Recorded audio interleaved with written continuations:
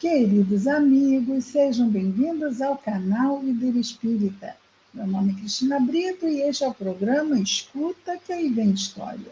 E aqui, todas as semanas, nós vemos uma história do espírito Humberto de Campos, o nosso irmão X, que nos chegaram, ou seja, todas as histórias que ele nos trouxe nos chegaram pela mediunidade de Chico Xavier.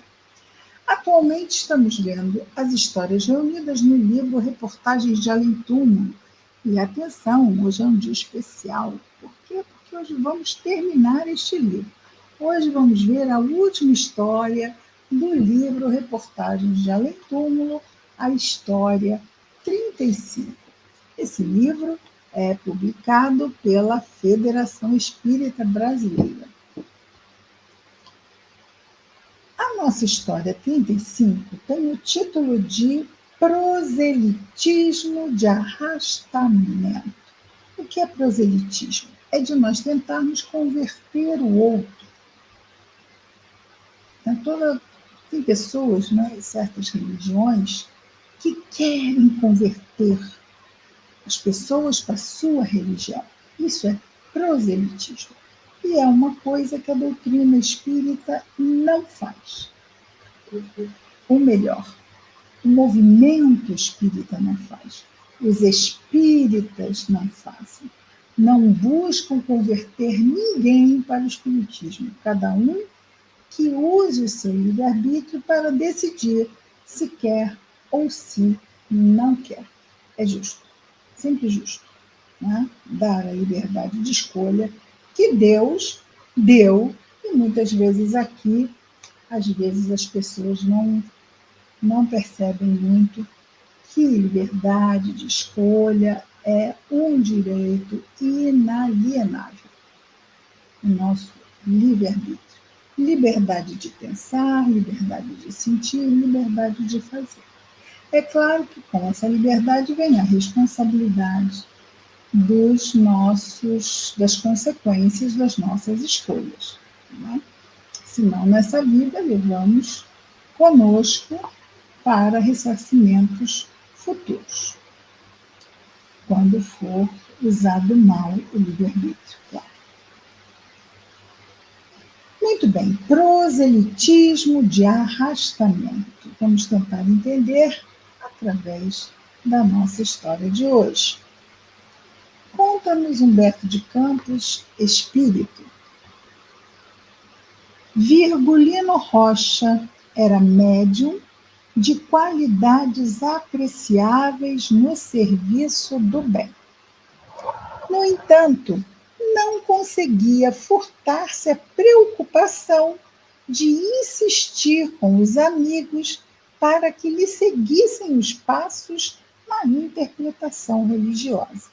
Ele queria que os amigos se tornassem espíritas, o tal proselitismo. Na oficina do ganha-pão, era trabalhador corretíssimo, considerando o caráter sagrado de suas responsabilidades e obrigações, mas, na vida comum, discutia discutia até não poder mais, no intuito de intensificar o proselitismo.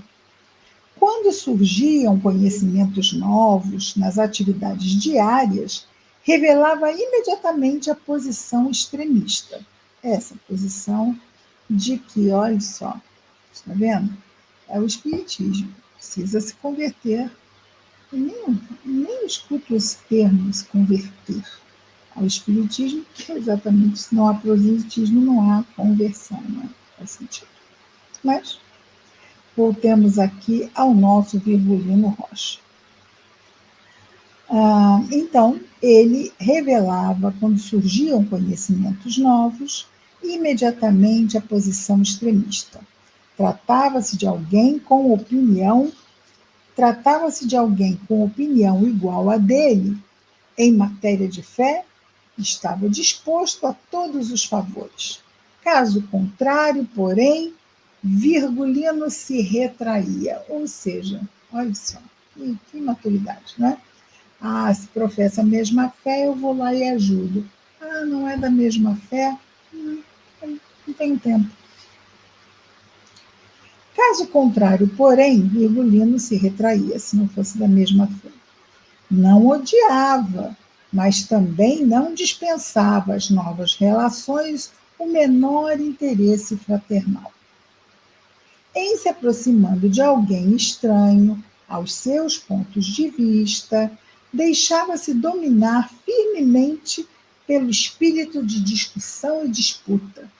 Disputa, né, pela verdade. Afinal, era toda dele. Claro que quando temos fé em algo, cremos ser o certo, e para nós é.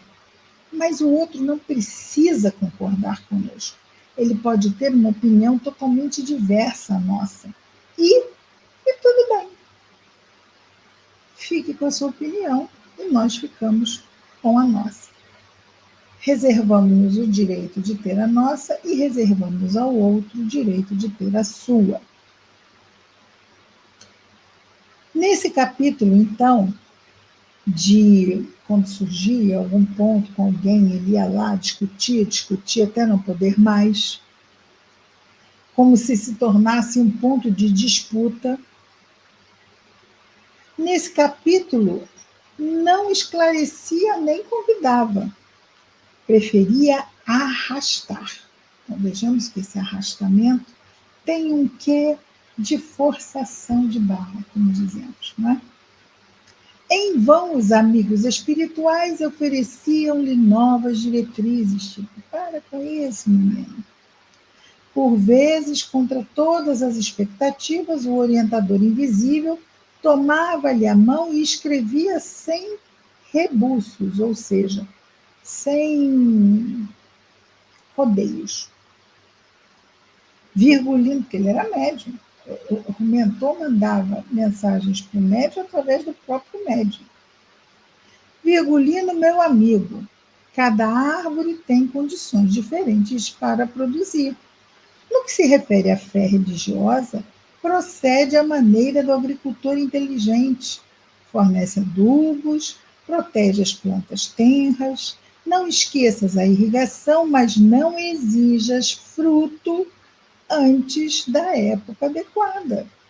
Será justo insistamos pela obtenção de pêssegos de um pessegueiro mirrado, pequenino, em terreno deserto, antes da colheita substanciosa e perfumada, não será razoável ministrar à planta elementos de vida, concedendo-lhe tempo indispensável a fim de que se verifique a produção? Recebia o médium a mensagem, sem esconder a própria admiração, e perguntava naturalmente: como pode ser isto? Replicava então, respondia a entidade generosa. O nobre, o nobre cumprimento do dever com Jesus e com os homens é a melhor pregação. O cumprimento do dever com Jesus e com os homens é a melhor pregação. Então, na verdade, o que arrasta não é a palavra, sabemos. A palavra convence. E quem arrasta? É o exemplo. Mas não arrasta violentamente, não força barra nenhuma. O exemplo trabalha silenciosamente. Não precisamos falar palavra. Exercitamos, demonstramos, testemunhamos aquilo que sabemos ser o certo. Só isso. Como pode ser isso? Então, o Espírito responde. O nobre cumprimento, já dissemos, não é? Do dever com Jesus e com os homens é a melhor pregação. O discípulo que execute semelhante programa é o cultivador previdente e amigo da natureza, no caso da natureza humana, não é? E aí, contrariado, Virgulino observava: mas o Divino Mestre, no próprio Evangelho, não determina que se deve pregar as verdades do céu a todas as criaturas? Sim, respondia o amorável benfeitor. Mas o Cristo expôs o ensinamento sem violentar a ninguém.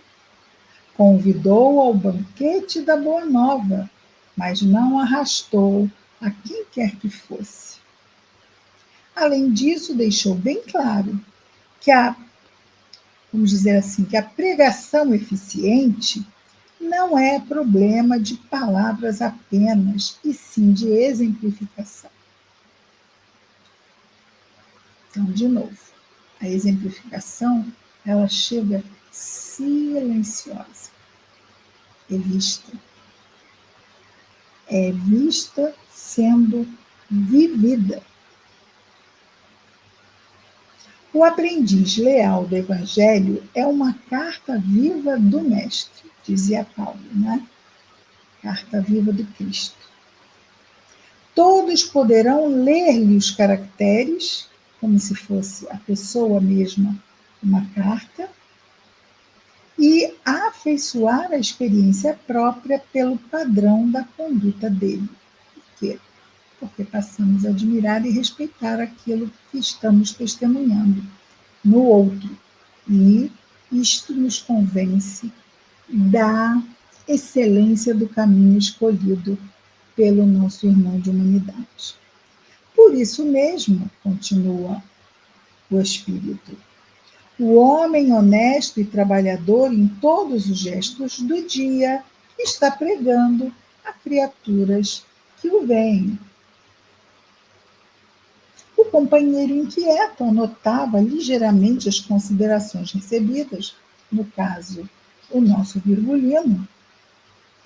Mas, certa vez, quando os conselhos se repetiam, Virgulino acentuou: afinal de contas, não sei como proceder. Sinto-me animado das melhores intenções. Se encontrasse uma lição mais explícita ao menos, ou seja, ele estava confuso, ele não estava entendendo o que o Espírito estava dizendo tão abertamente. Por quê? Porque o que ele estava ouvindo contrariava a sua vontade. E aí ele pergunta não, ele diz, se encontrasse uma lição mais explícita. E aí, então, o amigo espiritual não o deixou terminar e traçou no papel levemente: tê-la-ás. A lição mais explícita, o Espírito disse que ele a teria. O médium manifestou estranheza em face da resposta lacônica, ou seja, pequenininha, mas também não explorou, não falou mais nada, ele só disse isso. Ah, ele pediu uma lição mais explícita? Então, ok, vais tê-la.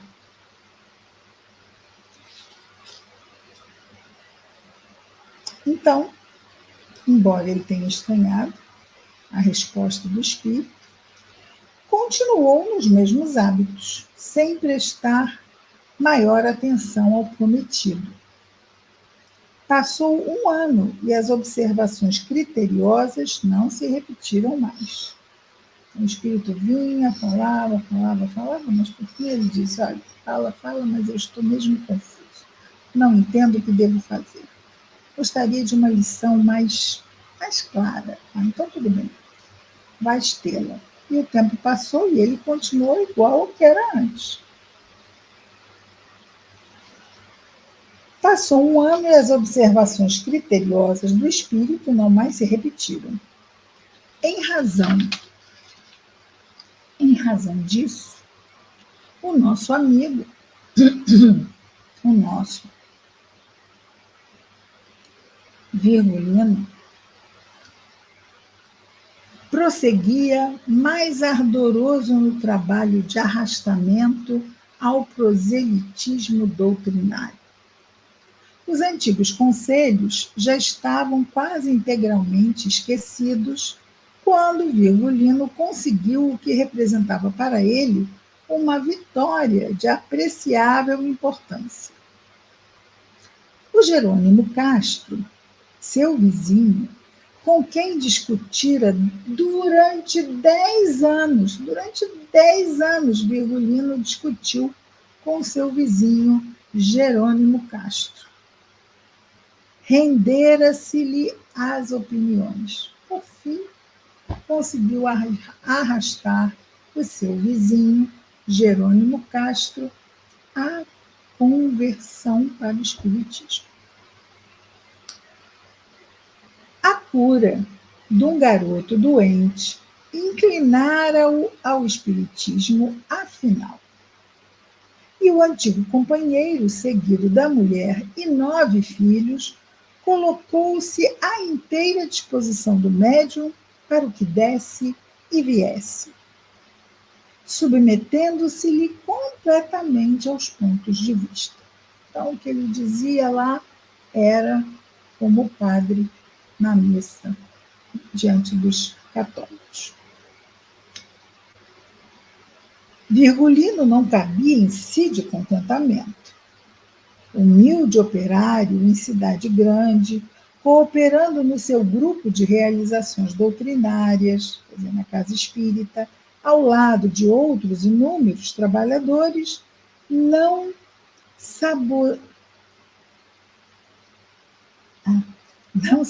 saboreara ainda alegria igual àquela. Então, embora ele trabalhasse na casa espírita, ainda não tinha sentido uma alegria como aquela da conversão do seu vizinho.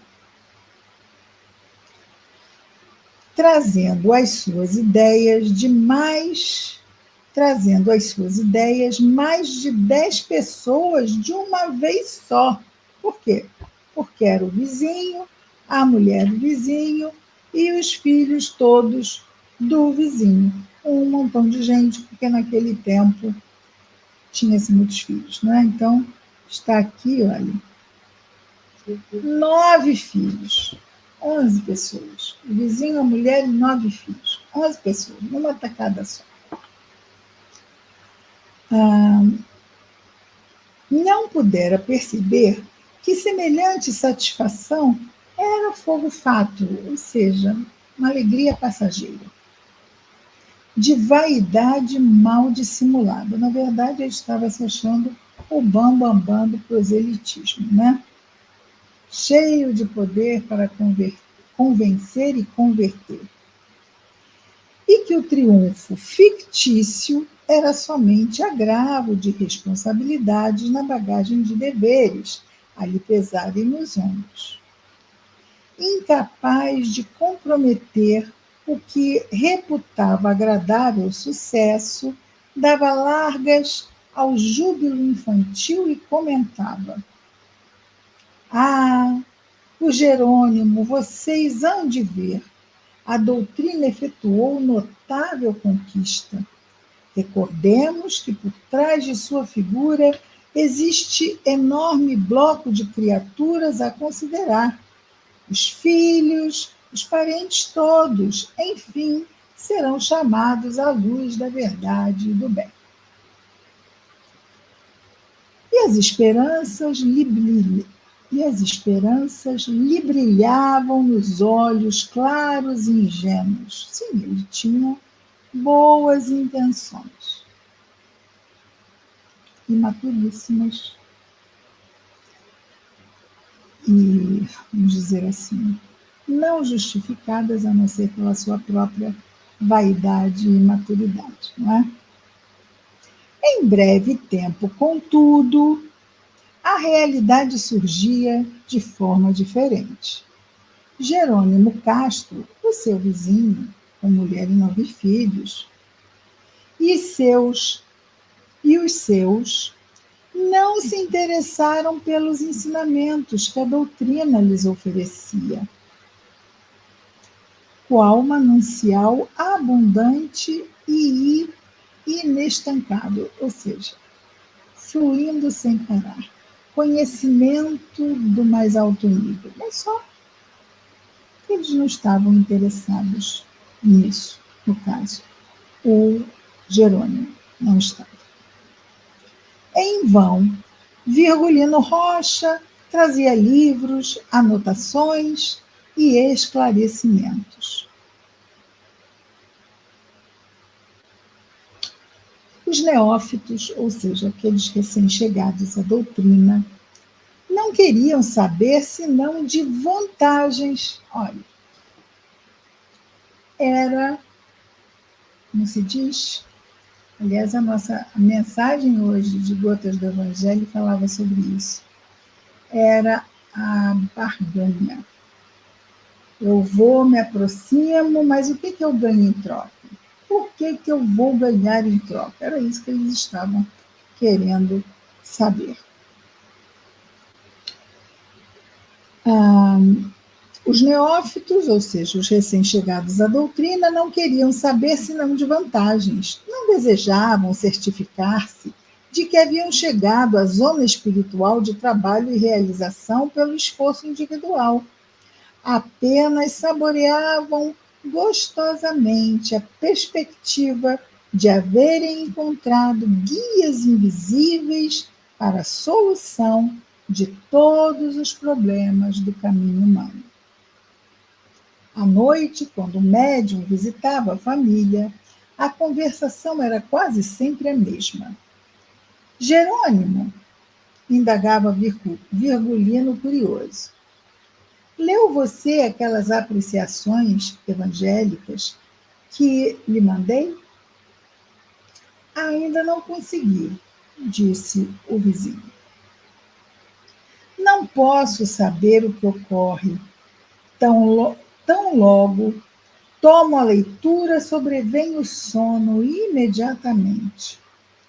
As letras embaralham-se diante dos meus olhos e as minhas pálpebras se fecham, sem que eu possa atinar com a causa. Um verdadeiro fenômeno. A essa altura, a esposa intervinha. Estou convicta de que se trata de influenciação dos maus espíritos. Jerônimo não era assim. Antes das noções espiritistas, estava bem disposto para divertir-se, sem esquecer o cinema e o teatro. Mas agora... E antes que a mulher terminasse, voltava Jerônimo, exibindo expressão de vítima. São coisas da vida. Virgulino compreendia bem a ausência de atenção sincera e, tentando imprimir novo aspecto ao quadro de impressões, perguntava afetuoso à dona da casa. E a senhora, dona Ernestina? Qual é a sua opinião referente à leitura? Oh, quem me dera tempo, ao menos, para rezar, respondia interpelada, evidenciando dificuldades íntimas. Quanto mais para ler. Então o senhor julga que a casa me concede ocasião? Quando não é a cozinha que me requisita, é a sala que me pede atenção. De um lado está Jerônimo, cheio de exigências. Do outro, os meninos, cheios de caprichos. Ai, esses pirralhos! Quantos sofrem as mães neste mundo? Já não sei como resistir. E cruzava os braços, dando mostras de esgotamento. Diante da paisagem sentimental, repleta de sombras e obstáculos, com desapontamento, ensaiava o médium outro gênero, outro tipo de conversação. Comentavam-se as notas do dia. Todos haviam lido jornais. As crianças aproximavam-se. Estavam a par do suicídio na vizinhança, do crime que se verificara no bairro. Relacionavam amarguras de famílias diferentes. Conheciam detalhes ignorados do repórter sagaz. A palestra vibrava. Nem Jerônimo sentia sono. Aquela conversa, aquela fofocada toda, o sono até foi embora. Nem Dona Ernestina experimentava angústia de tempo. Não tinha tempo para ler, mas tinha tempo para uma fofoca. E Virgulino, computando a bagagem de suas boas intenções, retirava-se entristecido. A situação, todavia, apresentava complicações crescentes. Na residência dos Castro, que é o vizinho do Virgulino, espiritismo era recurso para aplicações de menor esforço. Guardava-se mesmo a impressão de que a família vagava em plano de profunda indiferença no que dizia respeito à fé religiosa. Se um filho se tornava desatento pela ausência de governo doméstico, chamavam o Virgulino. Se Jerônimo atritava com os chefes de serviço pela própria ociosidade, buscavam o Virgulino. Se uma das jovens da casa se excedia nas festas sociais, recorriam ao Virgulino. Mas era o Virgulino para ouvir o Virgulino? Não! O Virgulino era médium, não era? Eles queriam ouvir os espíritos. Um fenômeno tão agradável. O médium não ocultava o doloroso abatimento. Não se passava um dia sequer sem que os supostos convertidos, apresentassem indagações sem que eles apresentassem indagações intempestivas e inconvenientes. Ou seja, perguntavam pelo esporte de perguntar. Porque, claro, que o estudo vai nos trazer muitas respostas. E vamos refletir, e estudar mais e refletir mais para tirarmos as nossas primeiras, segundas, terceiras e quartas conclusões, porque assim nós vamos estudando e vamos entendendo sempre mais um pouco. Mas para que estudar se eu posso perguntar e ouvir o que os espíritos têm a me dizer? Não é nada legal, não é?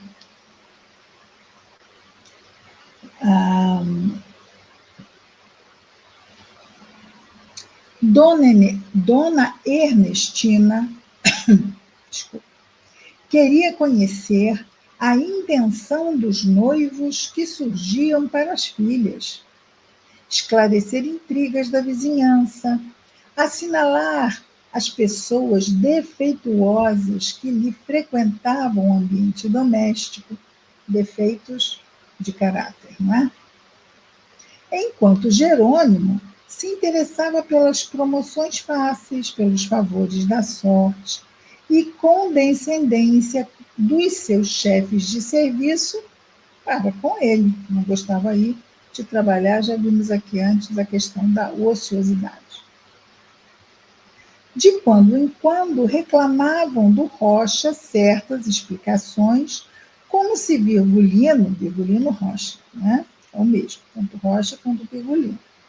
Reclamavam de Virgulino certas explicações como se ele fosse obrigado a se responsabilizar pelas dúvidas deles. Responsabilizar por todos os assuntos e questões da família. Por que o espiritismo era a doutrina tão perseguida das demais confissões religiosas? Por que se restringia às reuniões sem espetáculos para demonstrações públicas? Tão divertidas as demonstrações públicas. Deveriam pensar. Segundo os Castro, As procissões e outros ajuntamentos populares faziam falta, ou seja, já estavam voltando à crença anterior. Por quê? Porque ninguém busca uma nova fé porque o outro pressiona para que faça. Isso aí é falso. Estavam simplesmente voltando à formatação antiga. Via-se o médium em apuros na elucidação daqueles espíritos preguiçosos, no caso, espíritos encarnados, não é? A própria família dos Castro. Decorreram 4 anos. A situação, entretanto, piorava gradativamente. Jerônimo e os seus começaram a buscar Virgulino em sua oficina de trabalho. Agora não posso, explicava o rapaz muito pálido, tentando desvencilhar-se. Oh, não foi o senhor quem nos levou para a doutrina?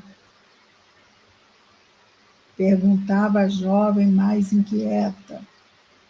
E lá se ia o nosso amigo para atividades mediúnicas sem propósito sério. Então, ele ia na casa dos Rocha não, dos Castro, e para atender às exigências de resposta dos espíritos. Finalmente, certo dia, o chefe imediato de trabalho chamou-o com bondade para a admoestação justa. Afinal, ele já não se aplicava muito, ainda por cima, era interrompido no trabalho pelos vizinhos, pergunta daqui, pergunta de lá, pergunta daqui, pergunta de lá. E aí o chefe disse a ele num tom grave: Virgulino, sempre estimei em você o auxiliar competente e honesto. Jamais interferi nas crenças religiosas de meus subordinados.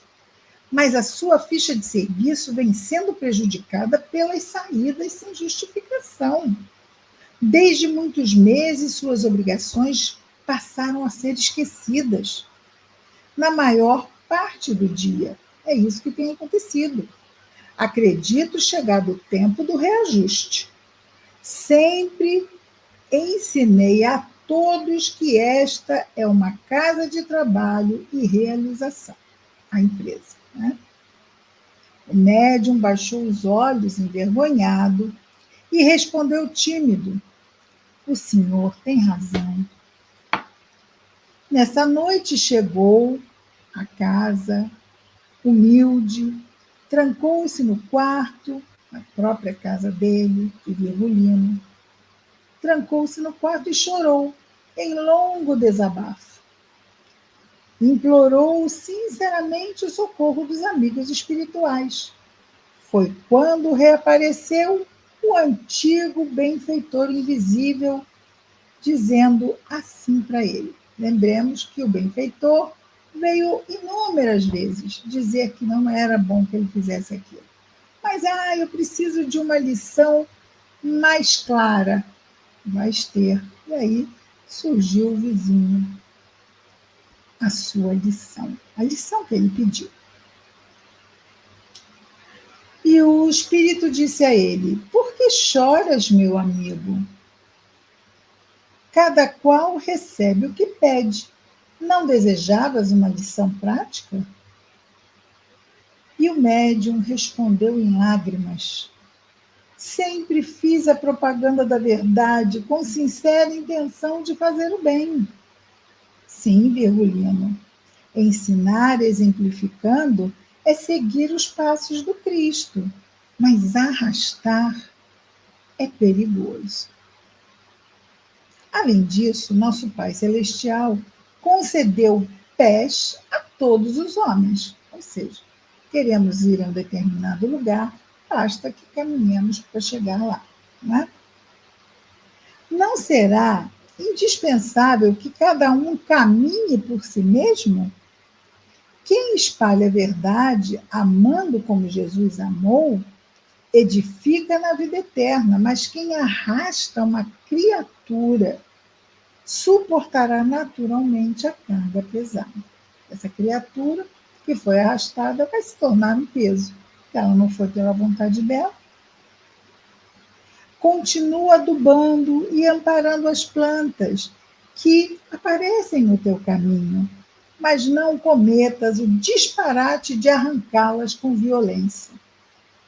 No dia seguinte, muito cedo, antes que Jerônimo se dirigisse à repartição, que era isso que ele fazia, o vizinho inconveniente, Virgulino bateu na porta dos Castro e, valendo-se da oportunidade de ver a família reunida para o café da manhã, explicou resoluto, em voz muito firme: meus amigos, falando para a família Castro, venho solicitar-lhes grande favor. Não me procurem doravante na oficina de meu ganha-pão. Tenho ordens determinantes para não relaxar o serviço.